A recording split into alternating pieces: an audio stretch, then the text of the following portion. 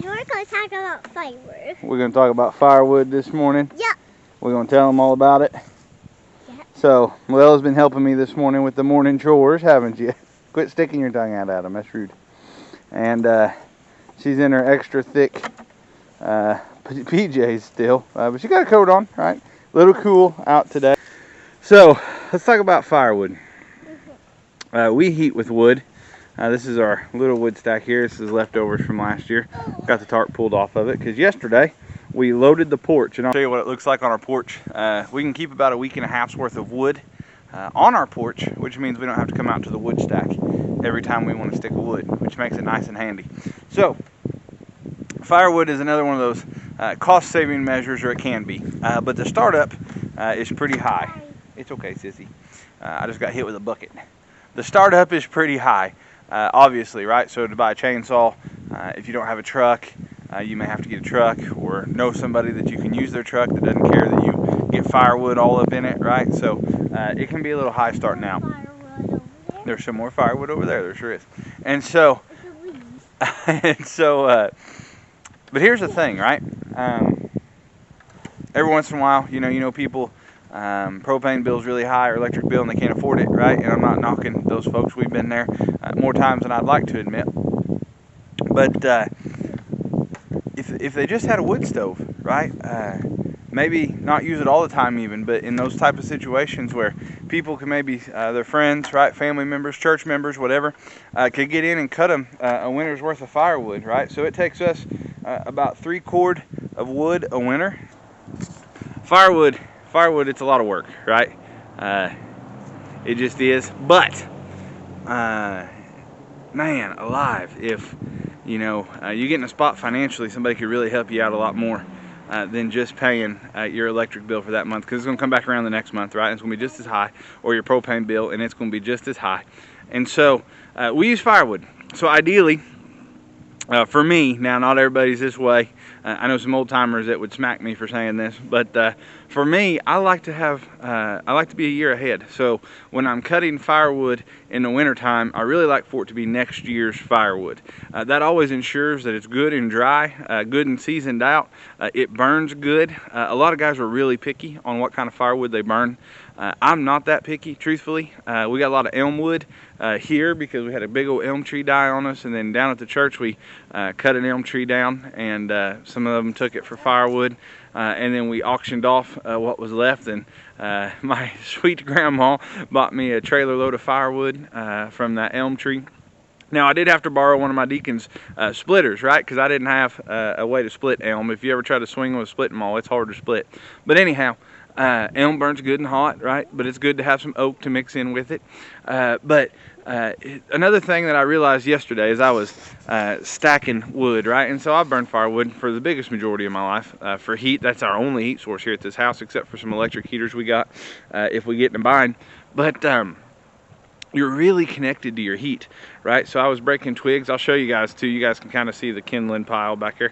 I forget everything's opposite with the camera, so I got to move kind of funny. But I'll show you. A lot of guys don't save it, but I do, man. Whenever we're cutting trees down, I don't want to waste nothing, right? So I try to cut deadfall, right? But this tree that died on me last year, we cut it down. It had a bunch of limbs on it, right? Little sticks. And so we saved those to get our fire going. Now for us, we got rabbits and chickens, which means, and a dog. So that means we get feed sacks, right? And the ones that are like papery, not the waxy, plasticky type ones, but the papery ones, I save those. And those work great for fire starter, right? You just kind of roll them up a little bit. And then I'll show you guys kind of what we do. We save these limbs right here. You see this kind of kindling pile here. I just pile it up here and I break it down to stove size to stack on our porch. And man, it makes it super simple. And then of course, most of this is elm, so it burns right off. I even peel the bark off of most of this. Now that it's good and aged and dry, the bark comes right off. And I throw it over there. You can see a little pile already started. I'll disc all that into the garden area, which will help the dirt. Hopefully, it will help the dirt for somebody else next year. So next week we got a big cold front coming through, so I'm gonna have to pull everything Even if we got green tomatoes, we'll have to make some green tomato relish or something. But anyhow, firewood, it's right here close to the house, right? The stack's close to the house. We have got some marine grade plywood that it sets on to help keep it dry and up and off the ground. And then we just stack it on the back porch, and I'll show you guys what that looks like later. Do you like burning wood? Yeah. Yeah. I found a thing for the chickens over there. You put the thing for the chickens over there? No, I found a thing for the chickens. You found a thing for the chickens? Mm-hmm. Okay, alrighty. And we'll show you some more about this firewood. Right now we're going on a little adventure because somebody and their mama thought they seen some mushrooms. Yeah, and my mommy saw some mushrooms. Saw some mushrooms. So we're gonna let's go take a look at these mushrooms. You want to? Yeah. They're way over there by the road. Way over there, so by the road. Llewellyn's got one of our little feed buckets that we're going to try to put these mushrooms in. Today's been an eventful morning, hasn't it? We moved the chickens. We'll show you the chicken tractor one of these days. Do kind of a better breakdown on that. There's my little putt-putt. Here's your slide and swings donated by somebody from the church family. Very thankful. We spent a lot of time playing on that already, haven't we, Sissy? Yeah. So there's my little putt-putt tractor. Got a flat tire and a dead battery. So we're batting 1,000 this morning, huh? Yeah, see now? Flat tire enough and a dead battery. And a dead battery, yeah. We'll get it going there. That flat tire's right there. Yeah, that flat tire, we got aired up, don't we? Yeah, and we don't know what to do with it. We don't know. We'll just air it up, Sissy. It'll be okay. Some more tin that was donated. We got lots of building supplies around here right now, which is good. That's a good thing. Don't got time to build right now, but lots of supplies. Some burn barrels. We traded a friend of ours that we know. He come and got some Looney Tune cups. We did some trading. I don't need the cups. He laughed, said neither does he, truthfully, but he just liked them. And so he come and got them and traded a couple old burn barrels, which is good for us. We burn our trash. Yeah, and we have trash over there. Hey, look! I know. I don't know what kind of berries those are, Sissy. We'll have to research that. Yeah, and there's some blackberries. They may not be good. I don't know. We'll have to look into it. Yeah, they're kind of red, ain't they? Look at them. I know. They're pretty, aren't they? Hey, comment below. We're in mid-Missouri. If you know what kind of berries these are, let us know. Right? Little red. I guess we get a little closer for you. Little red-looking things. Yeah, I have no idea what they are. We'll have to do some research. Come on, let's go find the mushrooms. We have to eat them. Oh, I think I see your mushrooms. Right here. No, those are leaves, baby. Yeah. Where are they? I think they're right there. I see them. Wait. You just ran past a whole bunch of them, but they're kind of tore up looking. Right here. Yeah. So these would be boletes, and there's a bunch of them up here. I do too. I don't know if they're any good. Hey, come here. So this is a bolete mushroom. So I don't know much about boletes. I'm still learning. There's a bunch of them, isn't there, Sissy? Yeah. I'm still learning about these bolete mushrooms, but from what I understand, if you bruise them and they turn blue, they're probably not no good to eat. No. There's some big ones, isn't there? Look at that. Yeah, these are good. Put your hand down there so we can see how big they are. Look at that. Look how big those are. Hey, don't touch them. Squishy. They are squishy. I don't know, though, if they're any good. I see. We'll just throw a few in the bucket, and then we will... Don't touch them. These are not Yeah, don't touch the mushrooms, sweetie. You might be seeing things that aren't there. Boy, howdy, there's a bunch of these mushrooms up here. My goodness gracious. Yeah. We'd never get all these picked. Look, this one's good. I see that. We'll pick a few of these, Yeah. and then we will... Oop, that one's all buggy. This one Hey, is... quit picking the mushrooms, Sissy. Let Daddy pick them, okay? That one's not good. No, it's not good. A lot of these aren't very good. They're real buggy. Real buggy looking mushrooms. Yeah, but See if we can find any. They're not good. Yeah, let's go up here. See if we can find any more up along here. Maybe some fresher ones. Those are all pretty tore up. One. Here's some more. I found one right here. Pretty buggy, sissy. Let's keep walking and looking. I found one right here. Okay, come on. Oh, down here. There are cars. We're right up by the road. So if you hear all kinds of vehicles coming by, that's what it is. So There's another one. let's boy, they're all pretty buggy, sissy. Let's do a turn up through here. And we'll go. I see some more. Some more of those little berries. Yeah, I don't know what those are. We'll have to look it up. Alright, come on. There's of them around here. Let's go this way, see if there's any more mushrooms up in here. Yeah. Maybe some fresher ones. Yeah, maybe some squirrels and some rabbits. There might be some squirrels and rabbits, you never know.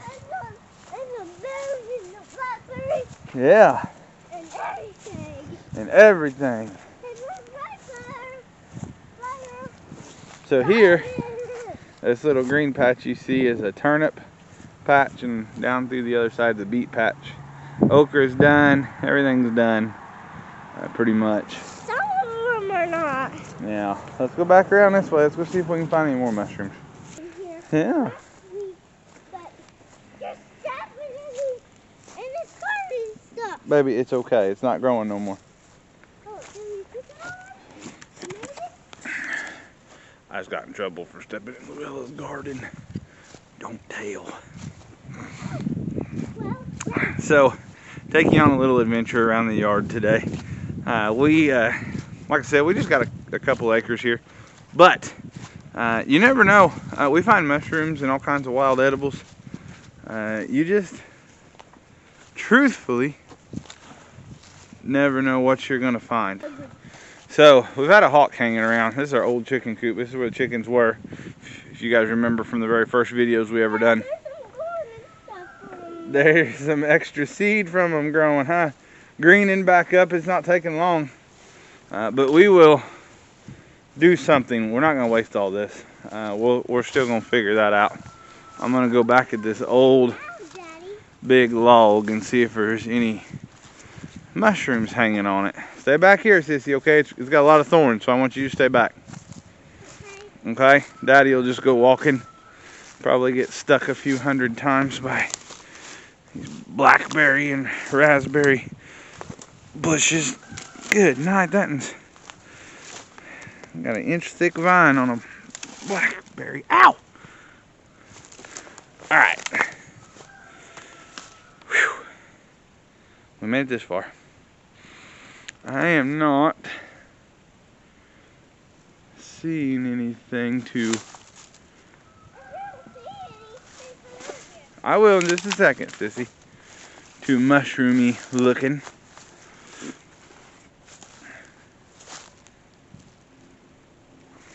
This old rotten log. I'll show you guys what I'm looking at. So this tree's been down for a couple of years. We had some bad storms come through and it blew down this big old tree. I scavenged what firewood I could. I didn't really have the tools to really drag it out at the time, but I drug out what I could off of it. Some decent wood in this thing still, probably still pretty solid, but worth looking to see if we can find any mushrooms, and I just don't see anything worth getting excited about. Alright, you want to walk around kind of up and by the chickens and around? You want me to carry the bucket? Yeah. So here's the couple of non-buggy boletes that we were able to find. Something along the lines of a pale bolete, I think. Wait. Oh, there's still that mushroom all over you. Yeah. Hey. There's some blackberries in there and some rats in there and some more. Yeah. Let's go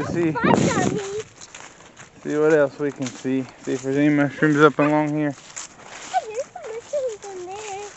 No, it's just grass, babe. There's some Corn? Well, I didn't know we had wild corn in Missouri. What? I didn't know we had wild corn in Missouri. Here's our blackberry thicket. Well, did you see some corn? No, you're the one that said you seen corn. You are.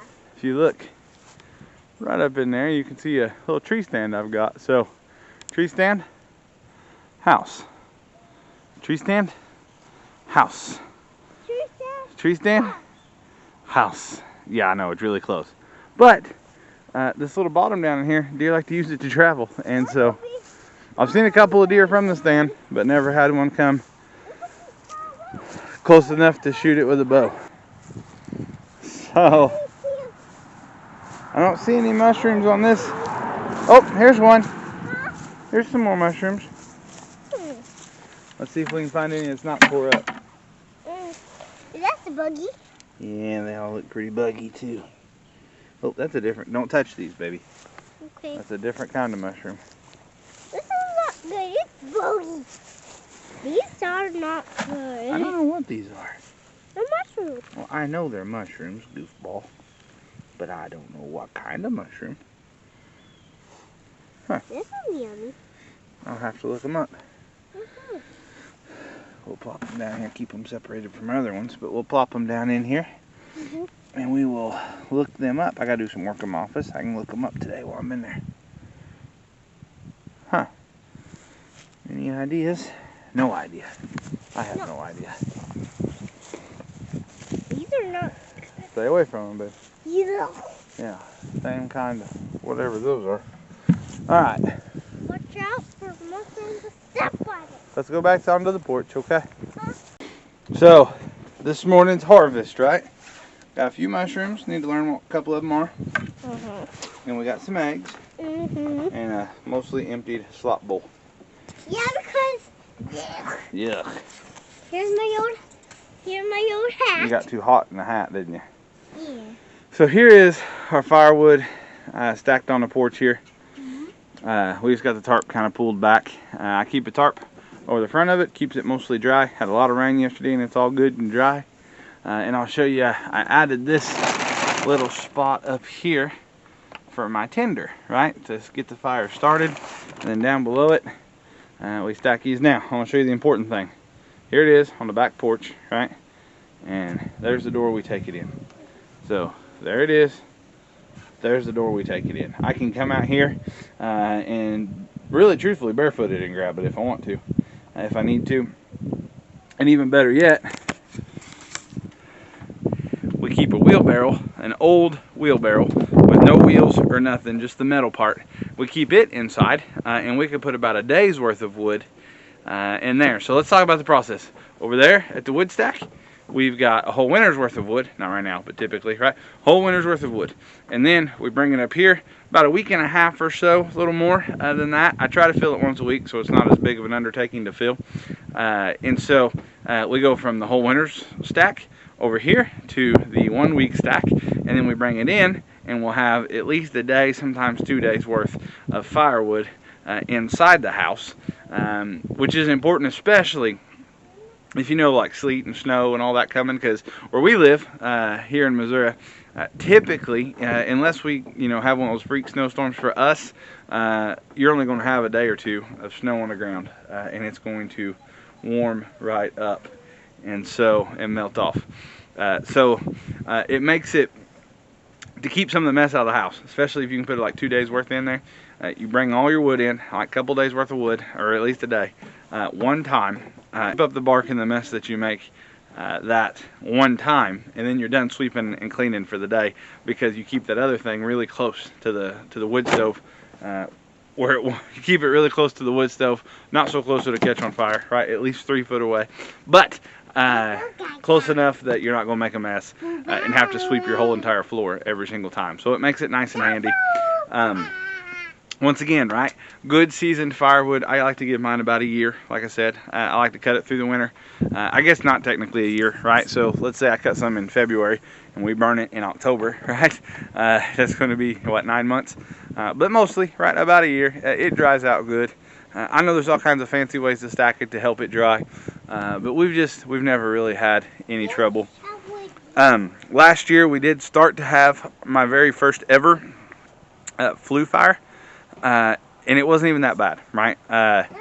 It didn't really catch on fire. It was in the morning, praise the Lord, and I was out on the back deck getting stuff for the chickens, and I could hear it. It just sounded different. Our flue out here sounded different, and I looked up and I seen some coals, embers, real bright embers trying to come out of the top of the stovepipe, and I knew something was up. And so I hurried around, got the fire put out in the wood stove, and I shoved a wet towel. So our flue is accessible from the outside as well. So I took the little cap off, and I took the slider and the cap off, and shoved the wet towel up in there, and it put it right out. And then I had to clean it. Now, the trick was that happened on a day that there was all kinds of ice on the roof. And so I couldn't clean it from the roof like I usually do. I had to invest in something. I'll show you guys that later. That has helped us greatly, and I'm so glad that I invested in my little tool that I've got to clean it, because I can clean it from the ground or from the roof, whatever works best. And then we just usually all I need to clean it is about once a year if we got good dry wood to burn, if we're not burning much green wood, about once a year, right? So I'll clean it before we do our first burn. I get it good and clean, and usually that's it. And truthfully, flue fires are usually the culprit of laziness most of the time. Not every time, but most of the time, just because you don't get your flue cleaned out. It doesn't take long, man. For us, it takes me like 30 minutes probably to clean my flue on my wood stove, and that's gathering tools, sweeping up the mess, and everything, right? Like 30 minutes altogether. So if you got 30 minutes of time to spare, all right, you can clean your flue. I usually, right, once, maybe twice a year, if I think about it. If I catch a day like in January when it's going to be like 50 degrees, which happens every once in a while here, we just let the fire go out and we clean the flue. It works out real good. Let's go get warm. Yeah, let's go. Oh, I gotta put the start back or we'll have wet wood. I said I gotta put the start back or we're gonna have wet firewood. We don't want that, do we? It's supposed to rain again in the next day or two. I got all these. Yeah. If this thing broke, we have to get another one at the store. Yeah. Because we don't have a lot. A lot of what? A lot of strings. Right down the We got plenty of strings. We don't need a lot of strings. I actually just cut this one the other day.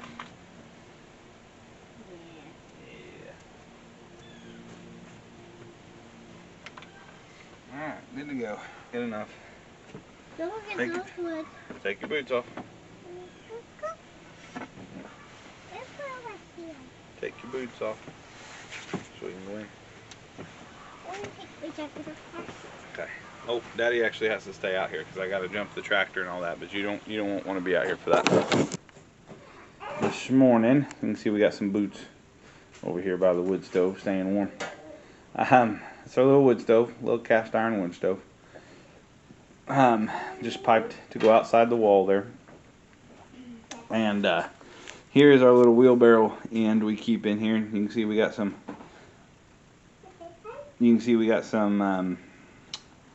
As you can see, we have some feed sack in here that we're tearing up to use, and then there's our kindling and our couple pieces of firewood. This will be plenty to get us through today, and truthfully, probably tomorrow too, because tomorrow's Sunday and we won't be around much. So yeah, just goes from the wheelbarrow and to the wood stove, and just keeps us nice and warm. And this isn't something, right? People these days will tell you gotta be scared to death of this stuff and all of that, but you really don't. Just a little common sense goes a long ways. We like to keep our boots by the wood stove. That way in the wintertime, you got some nice warm feet for a little while when you first get started. But I just wanted to show you guys kind of what it looked like in here. We really like the wood heat. We're kind of wood stove weenies is what I call us. We like the warmth. It feels good. If you're aching and you're hurting, that wood heat really feels good. It makes you sleep good. Sometimes our house gets a little hot, doesn't it, sweetheart? Yeah, sometimes it gets a little hot, like 80, 85-ish sometimes on accident. But for the most part, it does pretty well exactly what we need it to. So guys, I just wanted to show you a little bit about our wood stoves. Don't forget to like and subscribe. Hit that subscribe button to our page. It can help us out greatly. Hopefully we can help you out by teaching you some things. And nothing else. If you're going to be watching YouTube anyway, you might as well hopefully enjoy our videos. Get a nice laugh, get a nice chuckle. We'll try to update you when we find out what kind of mushrooms exactly those were. Thank you guys for watching, and we will talk to you later.